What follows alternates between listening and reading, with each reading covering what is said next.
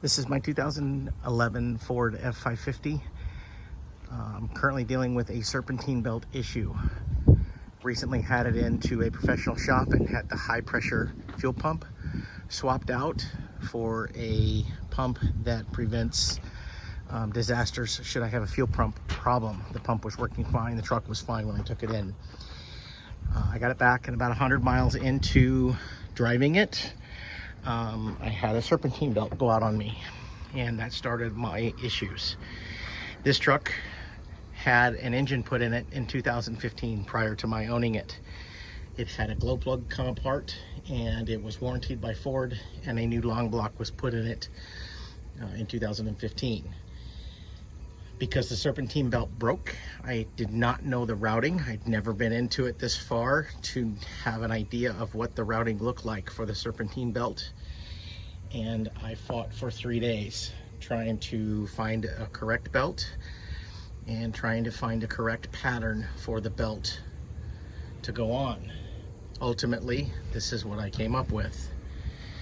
Again, this is what I believe to be a 2015 motor in a 2011 truck. The motors, I'm told, in 2011 and between 2011 and 2016 are the same motors, but the belt configuration can be different for all of the years.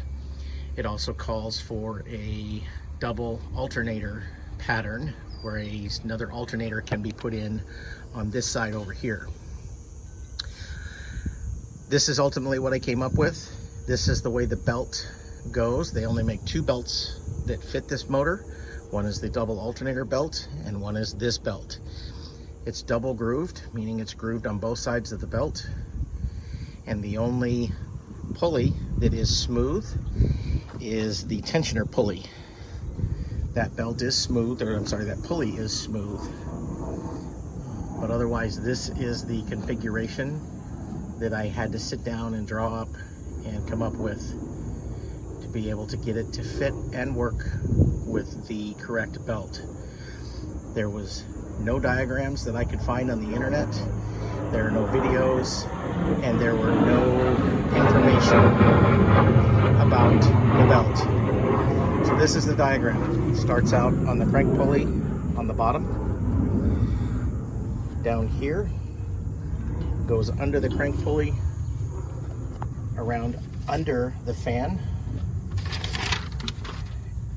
over the top of the fan, around the water pump, and around the power steering pump, over the alternator.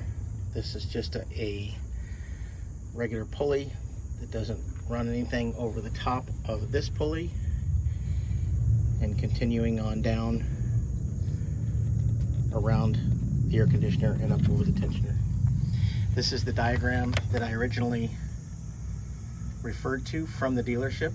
As you can see at the bottom, it says 6.7 specifications, and then the writing that she's pointing to are the changes that I made to make the factory belt fit.